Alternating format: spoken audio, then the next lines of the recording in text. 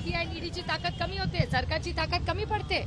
अटक करायला, खोटे आरोप लावायला सगळ्यात पुढे भारतीय जनता पक्ष, पण मुलींची सुरक्षितता करण्यासाठी सगळ्यात मागे. त्याच्यामुळे आम्हाला याची पारदर्शक इन्क्वायरी झाली पाहिजे. वाडिया कॉलेजनी काय काय निर्णय घेतले त्याचा एक पूर्ण डिटेल रिपोर्ट आम्हाला पाहिजे. आणि संपूर्ण राज्यामध्ये प्रत्येक शाळा, कॉलेज, वाडी वस्तीवर जिथे घरातली मुलगी बाहेर जाते ती सुरक्षित राहिलीच पाहिजे. त्याचा तुम्ही काहीतरी निर्णय प्रक्रिया करा ज्याच्यामध्ये प्रत्येकाला आधार वाटला पाहिजे की हो माझ्यावर जर चुकीचं झालंय तर तिला आवाज उठवण्याची ताकद देण्याची नैतिक जबाबदारी ही कुठलंही सरकार, आज त्यांचं उद्या आमचं असेल, उद्या आमचं सरकार आलं तरी आमची हीच भूमिका असेल की असल्या बाबतीत झिरो टॉलरन्स. माझं म्हणणं आहे जो बलात्कार करेल त्याचा नुसता एन्काउंटर काढून आणि क्रेडिट घेऊन आणि बंदूक धरून फोटो लावून प्रश्न सुटणार नाहीये या राज्यात. या राज्यात एफआयआर दाखल वेळेत झाला पाहिजे. फास्ट ट्रॅक कोर्टमध्ये लवकरात लवकर ती केस चालली पाहिजे, निर्णय झाला पाहिजे आणि भर चौकात जो बलात्कार करेल त्याला बलात्काराला चौकामध्ये फाशी लोकांच्या समोर झाली पाहिजे, ही आमची मागणी आहे. ही मोठ्या प्रमाणावरती वाढली. पोर्शे कारमध्ये एका आमदाराला सोडून दिलं जातं असंही बोललं. त्याला नुसतंच पोलीस कमिशनरची काय चूक त्याच्यात? पोलीस कमिशनरच्या मागे ज्यांचे फोन आले ना त्याची माहिती काढा.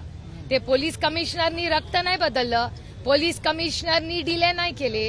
कोण बिर्याणी घेऊन आलं, कोण पिझ्झा घेऊन आलं, कोणी रक्त बदललं, कोणी काय केलं, कुणाच्या फोनच्या दबावामुळे हे झालं, या त्याच्या षडयंत्र कोणी राखलं तो खरा पापी आहे.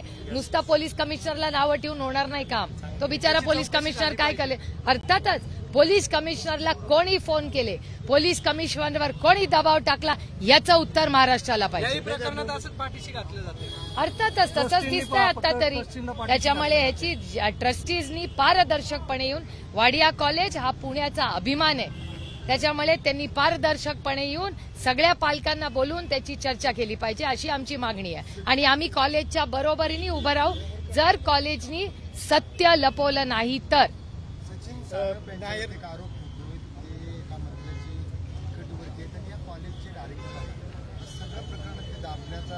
अशा सारख्या बदलापूरलाही तीच आहे.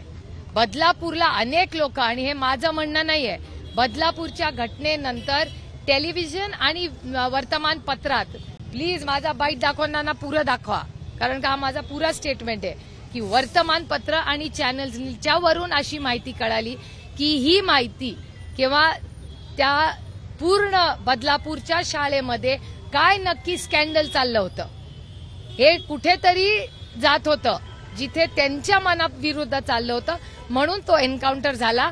म्हणजे तिथेच तर कथा संपली. एक कथा त्यांनी संपू देणार नाही. अनेक मुलींवर अत्याचार झालाय, त्यांनी जरी एन्काउंटर झाला असेल तरी ती इन्क्वायरी झाल्याशिवाय, मग बदलापूरची असू दे किंवा वाडिया कॉलेजची असू दे, आम्ही स्वस्थ बसणार नाही. कुणाचीही मॅनेजमेंट असू दे, जो गलत है वो गलत ही है. मुंबईच्या नायर हॉस्पिटलमध्ये सुद्धा नाही, नायर हॉस्पिटलचा मी स्वतः फॉलोअप केलाय, मी स्वतः मुख्यमंत्र्यांना फोन देखील केलाय, मी स्वतः त्याचा पाठपुरावा करते. मागच्याही आठवड्यात तिथल्या सगळ्या ज्या डॉक्टर मुलं आणि मुली आहेत ते अनेक जण मला भेटायला आले होते. आणि अशी कुठलीही गोष्ट आम्ही कुणाच्याही दबावाखाली दाबू देणार नाही. जर कोण या राज्यात बलात्कार करेल, मग तो कोणीही असेल, त्याचा पक्ष, जात, धर्म बघितला जाणार नाही. न कुणाच्या सत्ता आहे, आणि आज त्यांची उद्या आमची येईल, पण अशा क्रूर आणि गलिच्छ गोष्टी करणाऱ्या माणसाला फाशीच झाली पाहिजे, ही आमची मागणी. ही मेट्रो सुरू झाली, ही मेट्रो सुरू होणं ही सगळ्यांची आनंदाची गोष्ट आहे. ट्रॅफिकवरचा लोड जर कमी होत असेल आणि लोकांचा वेळही वाचत असेल तर खूप चांगली गोष्ट आहे. पण एक गोष्ट प्रकर्षाने दिसते की पार्किंगचे जे चार्जेस आहेत ते प्रचंड महाग आहेत. त्यामुळे 1 तास मोटरसायकल 15 रुपये आणि गाडी 35 रुपये तासाला कसं परवडणार हो?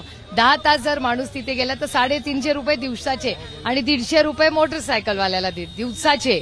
त्यामुळे माझी पीएमसीला विनंती आहे आणि मेट्रोला की तिथलं पार्किंग हे थोडंसं स्वस्त करा. पूर्ण प्रवासाला म्हणजे अर्थात जर बघितलं 15 ते 20 रुपयाचा प्रवास आहे, गाडी म्हणजे काय? नाही, हा प्रश्न सोडवावाच लागेल सरकारला. नुसतं इन्फ्रास्ट्रक्चर प्रोजेक्ट करून होणार नाही ना. त्यांना कसं असतं, बिग तिकीट कॉन्ट्रॅक्ट्स, ज्याच्यात मोठे कॉन्ट्रॅक्ट्स असतात ते करायला या सरकारला भयंकर आवडतं. पण त्याच्यानंतरच्या ज्याला फ्रिल इश्यूज असतात त्याच्यात त्यांचं कधीच लक्ष नसतं. त्याच्यामुळे मला काय आश्चर्य वाटत नाही की प्रवासाची कॉस्ट ही पार्किंगच्या कॉस्ट पेक्षा कमी आहे. हे असंच हे जुमलेबाज सरकार आहे. एबीपी माझा, उघडा डोळे बघा नीट.